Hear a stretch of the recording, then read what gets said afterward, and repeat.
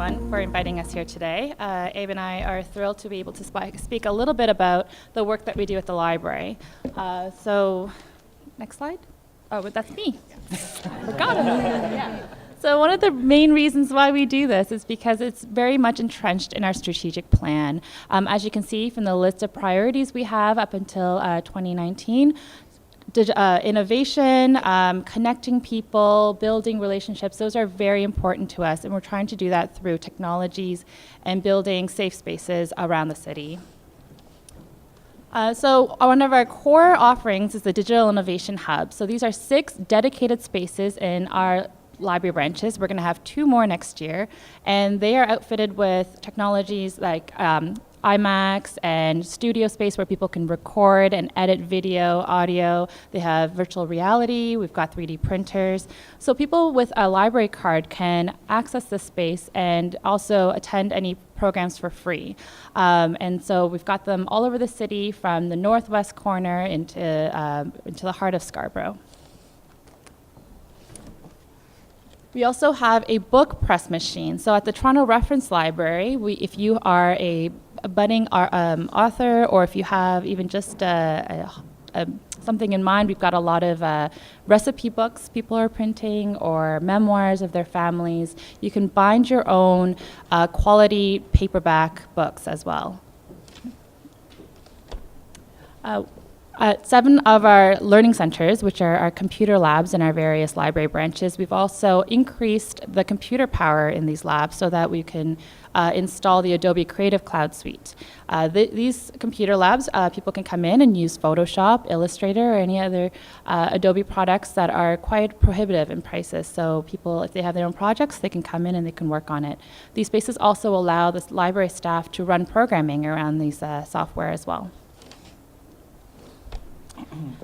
And believe it or not, we've got 100 branches, and that's a lot of branches in a lot of corner of the city that's difficult to reach. So these guys over here, there's 6 of them now, they move around each month with their own package of equipment, similar to what you would find in Innovation Hub, and they run classes directly from your neighborhood branch. So if you're interested in knowing more, just check out our website, and their schedule is posted there.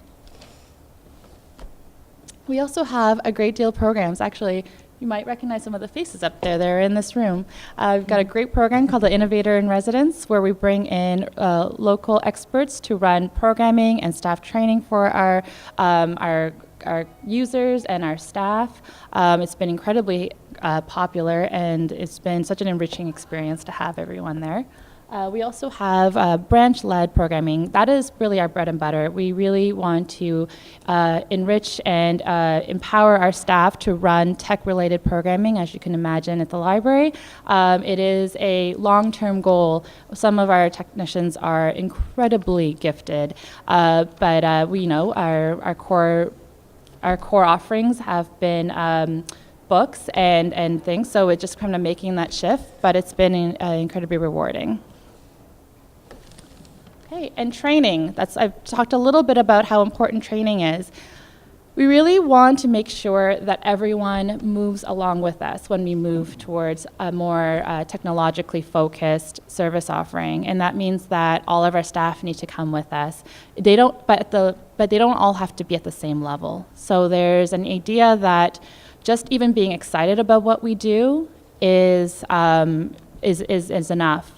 At your branches, being able to talk about the new technologies that are available in these special spaces, to all the way to being able to teach coding, to teach VR content creation. There's a wide spectrum of knowledge, and we want to be able to reward that and find spaces so that the staff can develop their own programming and bring their unique interests right to the branch. So I'm going to pass it over to Abe to talk about some of our larger programming offerings we do. Hi, good morning, everyone. Also Abe from the Toronto Public Library. So as Lina mentioned, at our digital makerspaces called the Digital Innovation Hubs, a lot of our programs are staff-led, and we also bring in externals such as our Innovator in Residence, of which have included Izzy, Lindy, and Derek Kenville is just standing over there, our very first one. When we were starting our Digital Innovation Hubs, our first one opened at the Reference Library in February 2014, so a lot of the work started in summer 2013. So a lot of our work involved involved going out to the community and meeting people.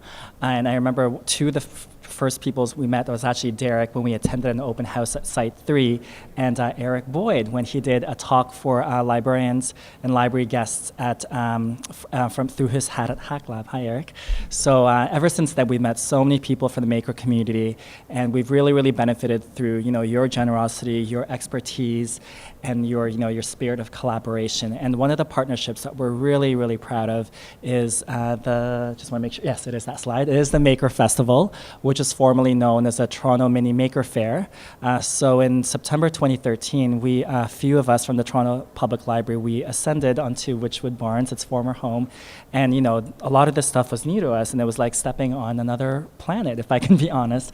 And we're like, this is so cool. And so when we started conversations with the Maker Fair folks, we were just really happy that they were willing to collaborate with us. So now we've hosted 4 festivals at the Reference Library now. It takes place every July. It's now called a Maker Festival. And the last one, we attracted about 14,000 people to the Reference Library. And just talking with Eric this morning, we're really excited about what they have started to plan for next summer. So July 8th and 9th next summer, please join us. So I just want to really highlight, through collaborations and through ideas from people like Eric and the Maker community, we've been able to do some unique, interesting projects with our own staff. So this is the Digital Innovation Hub at the Reference Library.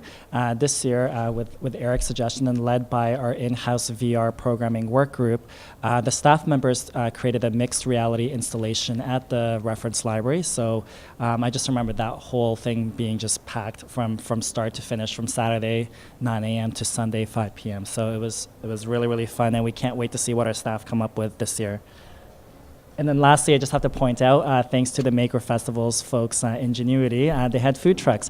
When was the last time you saw food trucks in a street closed down at the library? So the Maker Festival folks, they closed down and they animated the Asquith Avenue, which is the street just right outside the Reference Library. So the reason we picked these examples is we really want to show, just through collaborations with the Maker community, we've been really able to really reimagine public library space, and really as a way to showcase technology, our services, but also to celebrate the unique makers and artists in the community. And we can't wait to see what comes up in the new year. Another really important and really meaningful partnership for us at the library is through the work that we do with the civic tech community around social innovation. So in 2015, we partnered with the Open Data Institute of Toronto, as well as the City of Toronto's Open Data office, to do a hackathon at the library. So this was hosted again at the Reference Library in our browsery area on the main floor. And we used the hackathon weekend, so it was a 2-day hackathon, as an opportunity to engage the community, both library and non-library users, around civic issues. And our 2015 theme, we tied it around our strategic plan, because we were revamping and launching our new strategic plan, and we wanted to hear from the community what some of their fun ideas are. And in 2016, we tied our hackathon around the City of Toronto's work around the poverty reduction strategy. So we engaged partners like Social Planning Toronto and other city departments to engage the community around what some of their ideas are around solving issues related to the poverty reduction strategy. And I did want to flag that in March of next year, around International Open Data Day, our team will once again be working with the Open Data Institute of Toronto, as well as Civic Tech Toronto, to do another hackathon, this time tied around the theme of future of work. So we'll be exploring both the utopian perspectives and the dystopian perspectives around technology and how it impacts work in the future. So partnerships, speaking of lessons learned, we've learned so much through working with other people and through leveraging each other's resources, and we're really excited about some of the other partnerships we have coming up in 2018. So in addition to the Maker Fest, in addition to our hackathons, we're working with groups like Music Technology Meetup to do something around International Record Day in April. We're working with a VR filmmaker group, one of which is in the audience, around exploring Black Canadian history through the use of VR technologies.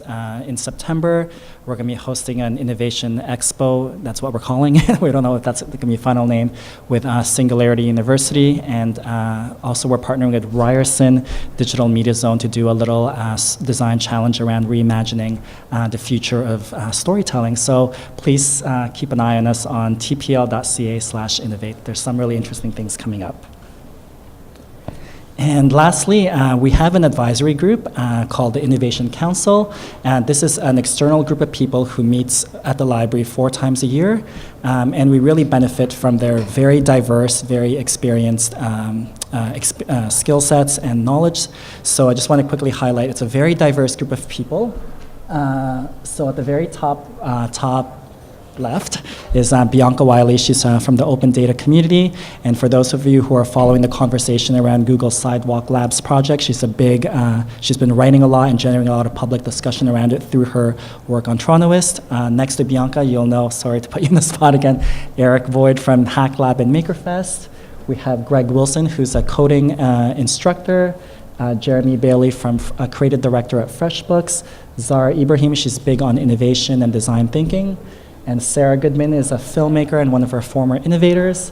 Ramton is from Autodesk. And lastly, at the bottom left is Pamela Robinson from the Urban Planning School in Toronto. So really, we've just, one of the lessons we learned is just really benefiting from getting external opinions and voices on and collaborating with them. And then, so just want to quickly mention some of the other things we have coming up at the library in 2018. One of our staff members suggested an innovation project called an Arduino Lending Kit. So we're going to be starting in Q1 2018. With a library card, you can come to one of our digital innovation hubs, and you can borrow an Arduino kit for up to 3 weeks. And it comes with ready-made projects that you can try out. So if you're a newcomer, intermediate, or advanced users, you can borrow these kits and use them at home, so long as if you have a library card.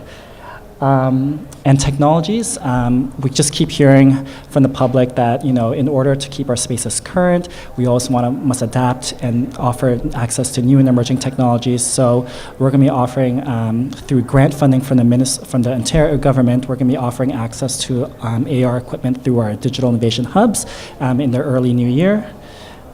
And then lastly, as Lina mentioned, we have continued to grow our spaces. We have 100 branches, so we're going to be adding 2 more innovation spaces. The image you see at the top is what is going to be a space called the Creation Loft at the North York Central Library at Mel Lastman Square. So they're going to be having a digital innovation hub, but they're also going to be having the library's first interpretation of a fabrication space. So we're going to have sewing machines, we're going to have CNC machines in that space.